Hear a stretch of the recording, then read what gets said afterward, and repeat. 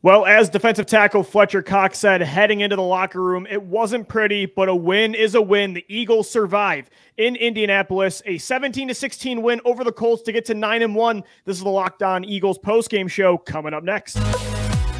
You are Locked On Eagles, your daily Philadelphia Eagles podcast. Part of the Locked On Podcast Network, your team every day.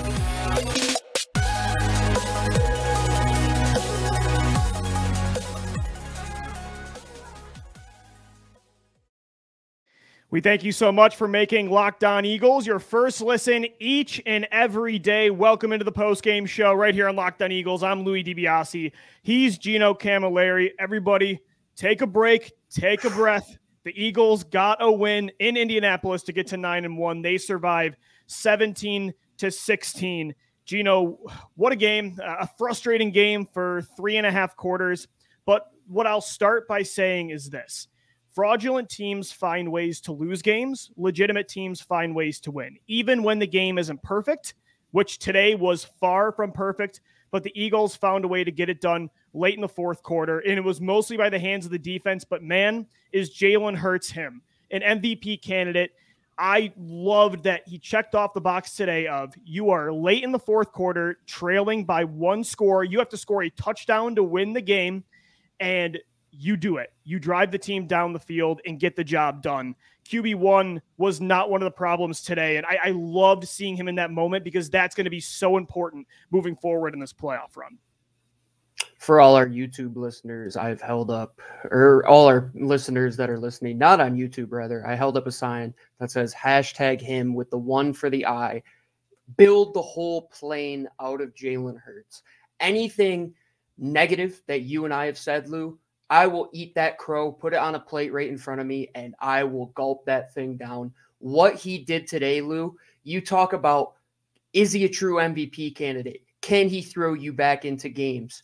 Dude, this kid is just a winner. I don't know what it is. He just finds ways to win the football game. And, man, my heart is still racing. I don't know about yours. I'm sure all our fans' hearts are racing too. That one was sketchy, but one guy who I've said throughout these past few months, the one thing about him, he is cool, calm, collected in the biggest of moments, the largest of stages. Yeah, you're playing the Indianapolis Colts, but the Giants just lost to Detroit. You have a chance to go out and take a massive lead in the Vikings NFC play the East. Cowboys. You could gain. Yes. You're going to gain a game on one of them now too, and your quarterback gets 276 total yards today of offense.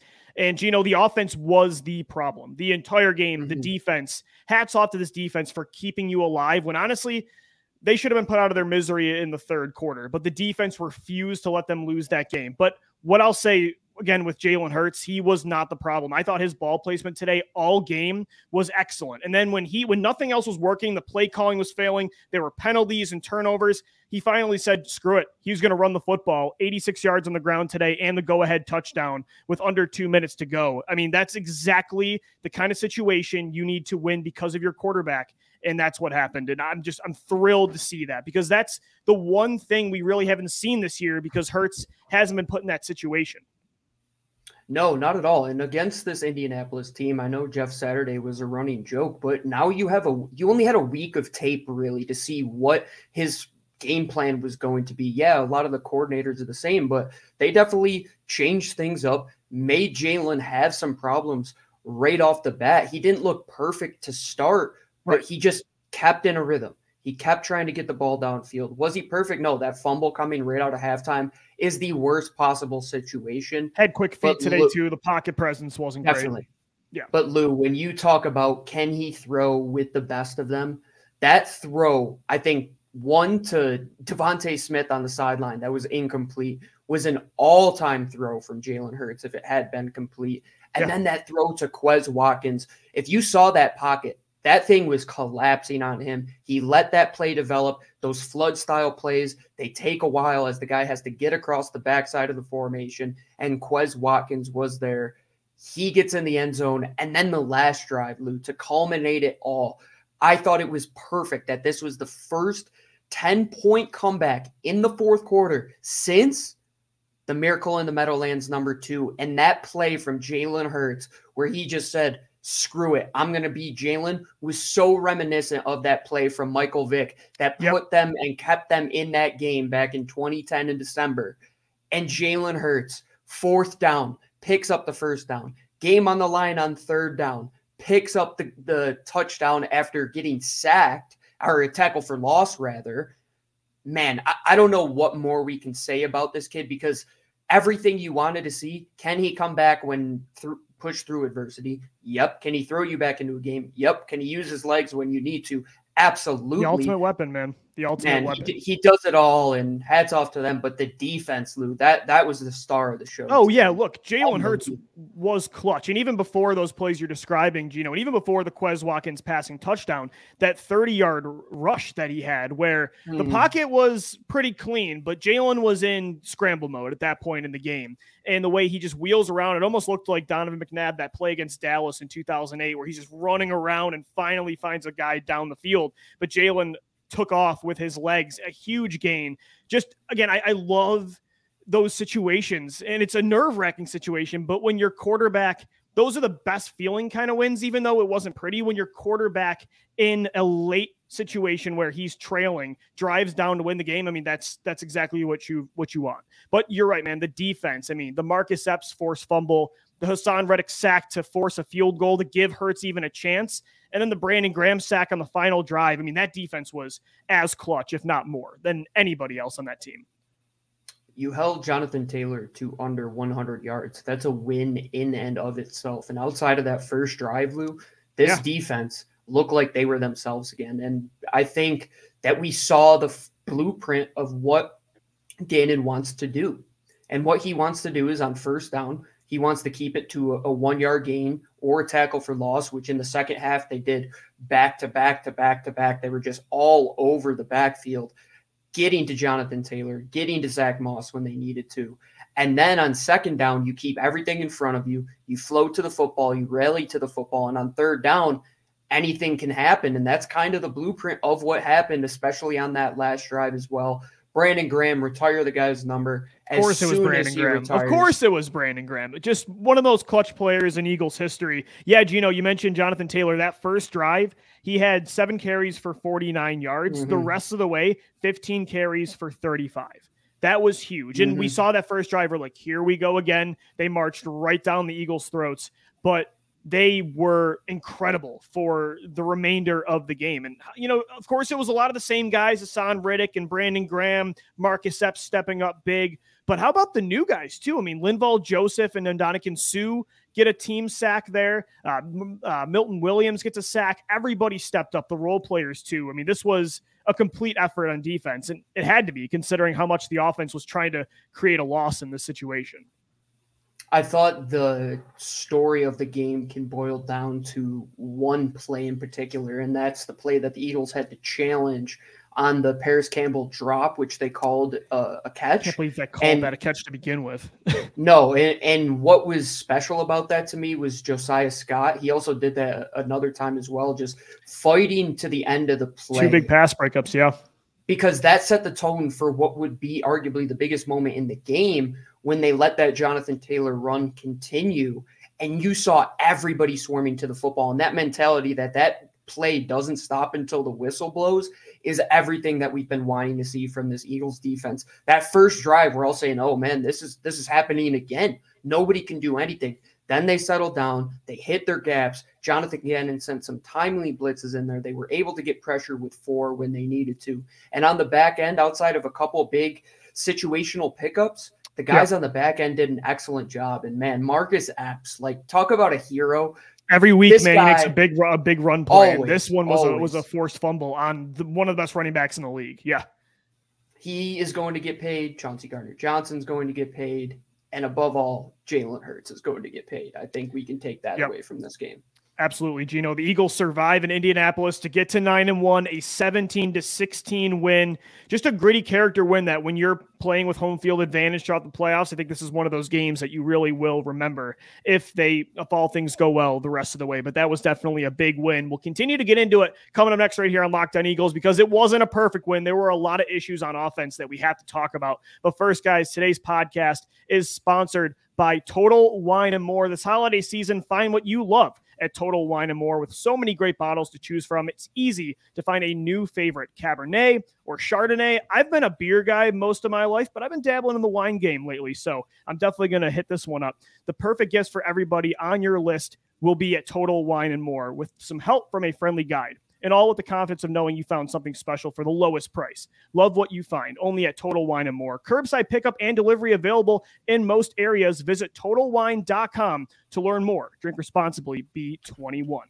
Guys, today's Locked On Eagles is also brought to you by Turo. Turo is the world's largest car-sharing marketplace. With Turo, you can book any car you want, whenever you want it, from a community of local hosts. Browse a huge selection of vehicles for just about any occasion or budget across the U.S., the U.K., Canada, and coming soon to Australia. Book a spacious SUV or minivan for a family road trip. Get a classic or luxury car for a special event, birthday, or holiday. Find affordable economy cars if you're on a budget and just need to get from A to B, or even test drive that new electric vehicle to see if it really fits your lifestyle. Many Turo hosts can even deliver the car right to you. Every trip is backed by liability insurance. Terms and conditions and exclusions apply. Forget boring rental cars and find your drive at Turo.com. This is the Locked On Eagles post-game show. Thanks so much for making Locked On Eagles your first listen each and every day. For your second listen, guys, check out the Locked On Sports Today podcast. From the games that matter the most to the biggest stories in sports, go beyond the scoreboard and behind the scenes with local experts and insight only Locked On can provide. Locked On Sports Today, available on this app, YouTube, and wherever you get your podcasts. Gino, the Eagles survive in Indianapolis 17-16.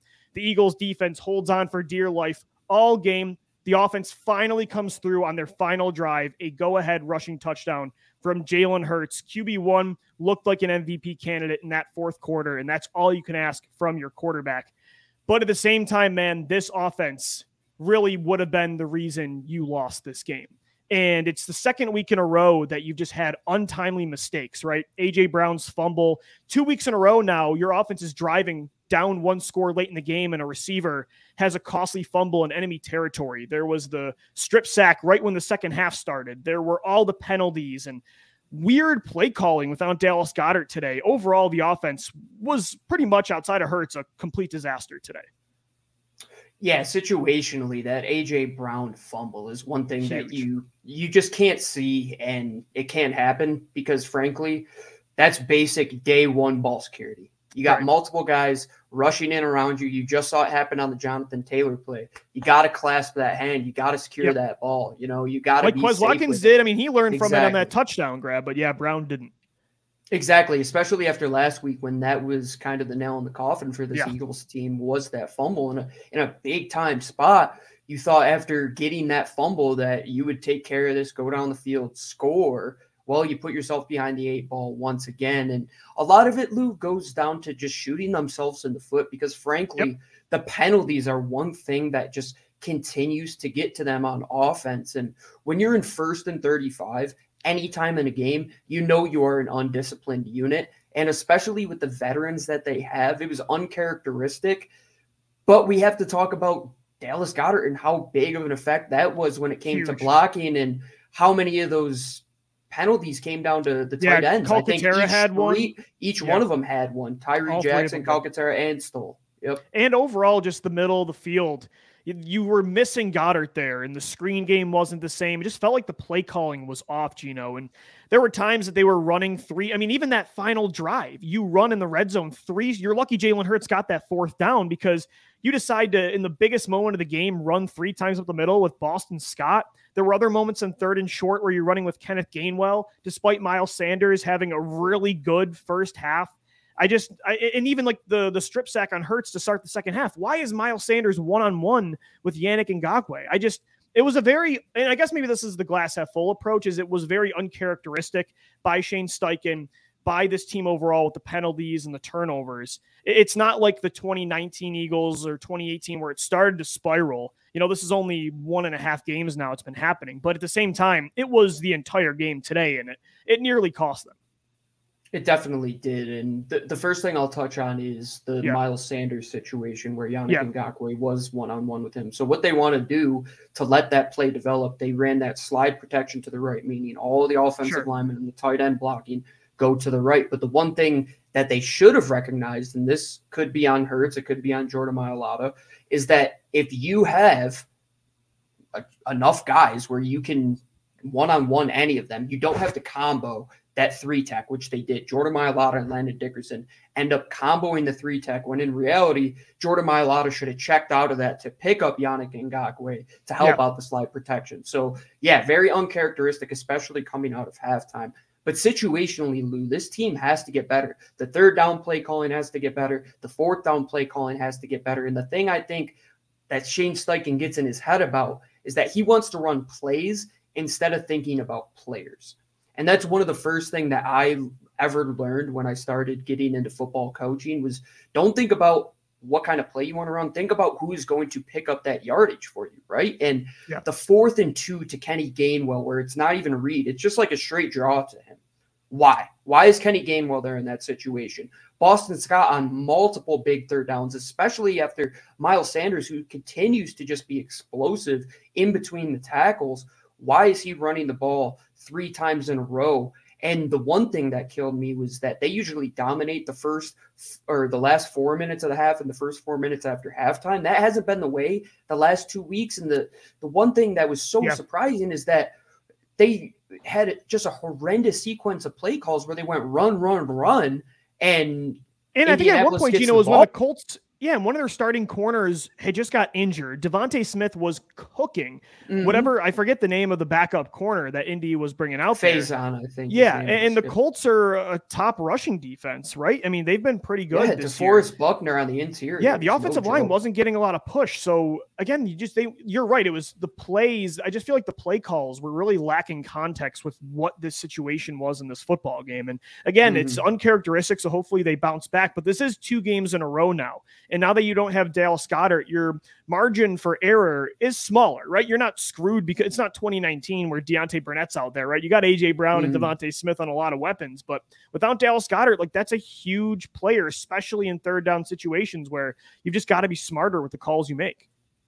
I absolutely believe so. And you look at who is running that offense, it's Jalen Hurts. In every situation on third down, he should be an option. It should always be some sort of read that can get Jalen Hurts on the edge. There was the one play late in the game where I think he made 2 decisions where if he hands it to Boston Scott, he probably picks up yards and he pulls it and they had the read on him. But that happens. But then the times where you get the big yardage is where you pay off with that style of offense. And I want to keep it in the hands of my playmakers. And Devontae Smith, A.J. Brown making up for a lot of what Dallas Goedert left on the table was big. They definitely both had big days outside of the A.J. Brown fumble, but they're going to have to find a way. They're going to have to adapt. You can't make excuses, especially with as good of personnel as you have. You have to find a way around the Dallas Goedert situation.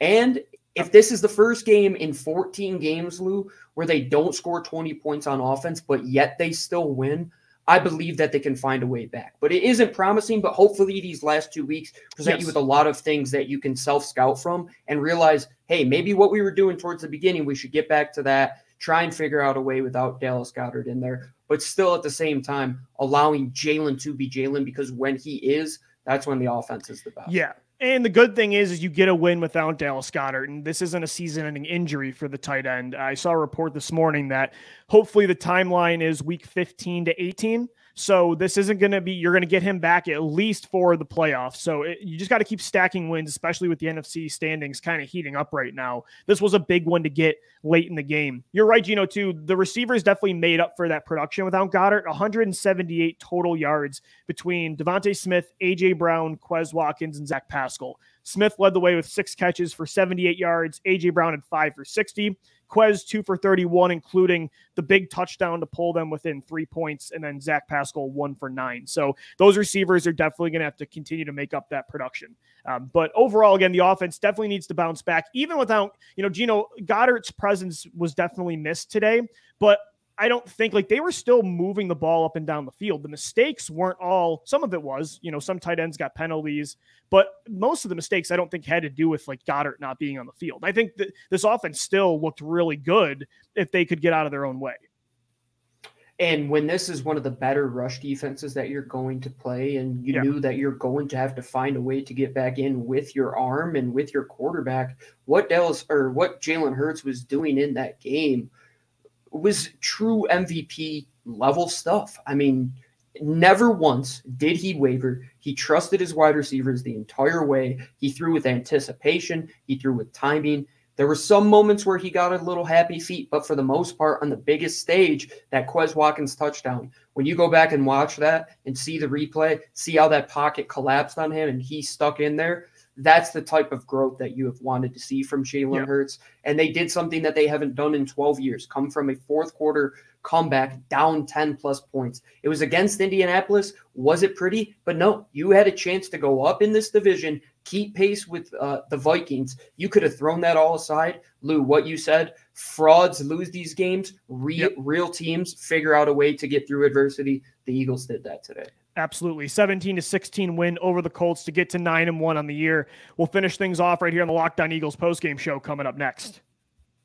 Today's show is brought to you by, and today's edition of Locked On Eagles is our 1,000th show. So this is special. Prize Picks. Thank you for being a sponsor of our 1,000th episode. If you don't know what Prize Picks is yet, it is Prize Picks. You go to an app, you go to the website. It's pretty easy stuff. You pick 2 to 5 players. You choose if they're going to go over. You choose if they're going to go under their projected allotment of points. If you went under today from Jalen Hurts, well, I'm sorry to say, the kid came out and performed. It is easy. All you have to do, like I said, grab the app, go to the website. You pick 2 to 5 players. You can win up to 10 times your money. You can get it done in under 60 seconds. And you can do it on any sport, not just football. You can bet esports, women's college basketball, the World Cup, WNBA, NFL, NBA, any league you can imagine. Safe and easy withdrawals. All you have to do, you put in your money secure, you get it out secure. It's safe. It's daily fantasy where you are picking guys against yourself. Unlike the major daily fantasy sports where you're going against 5,000 people, you're only going against yourself. Go to prizepicks.com today. Use the promo code LOCKEDON. That's LOCKEDON. And you'll get a 100% instant deposit match. Put in 100, they'll give you 100. Put in 50, you'll get 50 back as well. Prize Picks, we thank you for making the 1,000th edition of Locked On Eagles a super special one. Thank you so much for making Locked On Eagles your first listen each and every day. It's the post-game show. The Eagles survive in Indianapolis to get a 17-16 win. They are 9-1 now on the year. Gino, a big win because, the New York Giants lost to Detroit today. So you gain a game on New York. They were right behind you in the division race. This was an important win too because Washington got another win with Taylor Heineke, 4 or 5 wins now. They're 6-5. Dallas and Minnesota play today, so you're going to gain a game on one of them, but another one of those teams is going to inch closer. So you had to get this win. The NFC standings are really tight. And it's crazy to say when you're 6-7 games, now 8 games over 500 that you can't be comfortable, but that's the reality of this conference. And so although we're not happy with the way this win happened outside of Jalen Hurts and the defense, for the offense especially, a win is a win in this sense because it's very important to keep stacking them. It definitely is. It doesn't hold as much weight as a division game. It's out of conference as well as. It doesn't feel as good as when you beat Minnesota on prime time. Right. But again, you got to get wins here. You have to get wins. And in the NFL, it doesn't always come pretty. And it comes down to just playing good, fundamental football. And as Jason Kelce says, it's not who's the toughest, it's who's the toughest the longest. And the Eagles proved that today, man. It wasn't easy. The run game couldn't get going like it usually can. The offensive line wasn't nearly getting the push that you thought. The defense came to play when it mattered. And sometime this season, rather, we were going to have a defensive performance that wins you a football game. And this was the one. So Jonathan Gannon, hats off to him. And I thought a good takeaway from that is what he was able to do, especially after that first drive. Getting Linval Joseph and Ndamukong Suh in there, Lou, you talk about it. I don't care what their age is. It made an instant impact because when Linval Joseph's making plays from the jump. right away. And they both were combined on a sack, which was just unbelievable. Howie Roseman had to be grinning up there. I was going to say, Gino, this is a big win for Howie Roseman because of how good the defensive line looked. I mean, they continue to pour assets into this unit. They refuse to not have depth and to not have star power up front. They finally have an issue on defense. Howie brings in these two veterans, Sue and Joseph, this week, but it wasn't just them. Milton Williams gets a sack. I thought Josh Sweat was consistently getting to Matt Ryan all game. Riddick and Graham come up with 2 big sacks the final 2 drives. The defensive line, when it mattered most, really came through. And I thought tackling was exceptionally better today. After that first drive, they had multiple guys coming to the football, capping off, keeping them in situations where you could get off the field on 3rd down, something that they didn't do last week against Washington. So hats off to that unit. And now, Lou, you're thinking, what happens when Jordan Davis comes back? How are teams going to be able to run the football on the Philadelphia Eagles? If the Indianapolis Colts with Jonathan Taylor couldn't do it outside of a single drive today, that is inspiring, and it's a quick turnaround. Hopefully they could show consistency there.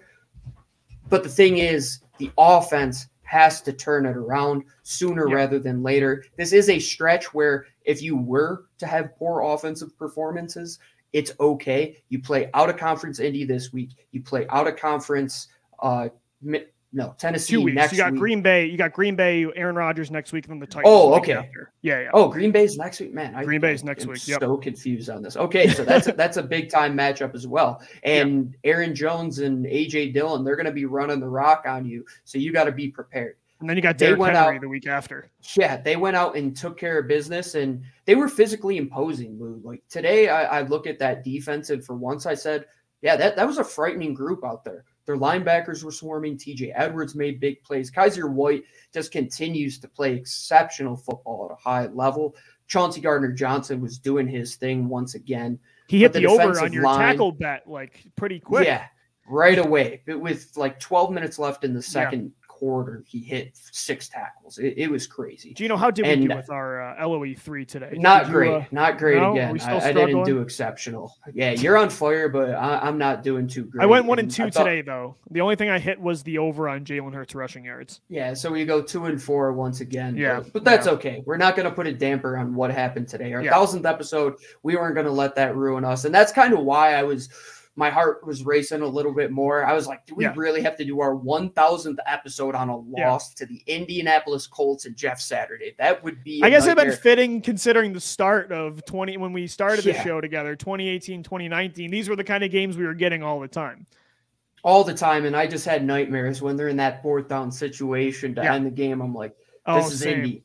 This is Tennessee, this is Carolina. We can't let Indy do this exact same thing to what Tennessee and Carolina did to us in 2018. Get rid of the sins of the past, which this Eagles team has continued to do. And on a week-by-week basis, Lou, they're being tested. They're being tested in games where they have to find a way to win. Was today easy to win this football game? Man, no. It doesn't change how I think this team has proven me wrong in 2022. Like you said, they've gone out and proved every woe that we had about them. Jalen Hurts truly is the guy. They got exceptional play from their wide receivers. Their offensive line, even in their worst day, still has a good enough day to get it done. And the defense looks like a Philly defense once again. I'm so happy that they pulled this one out. It just feels extra special the way they did it too. They keep winning. They're finding different ways to win football games. And that's the great thing is this an ideal outcome? No, but every game is going to look different. And you just want to know that they can overcome things. Yeah. Can you blow a team out throwing the football? Yes. Can you control the clock and run? At the same time, can you late in the 4th quarter come through on both sides of the ball? Because, when you're in the playoffs, there's going to be these kind of situations that are big moments. And it just feels like this team has the right makeup and DNA where the moment's never going to be too big for them. That's represented so much by their quarterback in Jalen Hurts, but also a guy like Brandon Graham. He's been there before. He made that kind of sack in a Super Bowl against the greatest quarterback ever. So just to see that kind of makeup and to see that on the field late in this game, again, the first 3 quarters were very frustrating, but I'm almost kind of glad we got to see that late in the 4th quarter because we haven't seen them in that kind of situation so far this year. Absolutely. And the D won the football game. Yeah, and that's something we haven't seen. And that ultimately is a good mixture when you have wins from your defense, when you have wins from your offense, and you can put together a full 60 minutes. It's going to come. It's going to come. It's like a boxing match. Nick Sirianni in his coach speak always says it. You're going to get knocked down, but it's a heavyweight fight, and you're going to go 17 rounds now in this day and age in the National Football League. You have to pull out the wins when you can get them, and you did it at the back of #him. Jalen Hurts, man. Jalen Hurts, He's man. the guy. He's him. The Eagles take it 17-16. They're 9-1 now on the season. The Green Bay Packers up next week. Make sure you subscribe to Locked On Eagles. We got a show for you Monday through Friday on all podcast platforms, on YouTube as well, and on Twitter. Hit us up at Locked On Birds, at GC24_football, and at DBLCLOE. Thank you for making Locked On Eagles your first listen each and every day. For your next listen, check out the Locked On Sports Today podcast. The biggest stories of the day, plus instant reactions, big game recaps, and the take of the day. Available on Odyssey, YouTube, and wherever you get your shows. For Gino Camilleri, I'm Lou DiBiase signing off. As always, thank you for downloading. Thank you for watching and listening. Locked On Eagles. Let's go, Birds. Fly, Eagles, fly.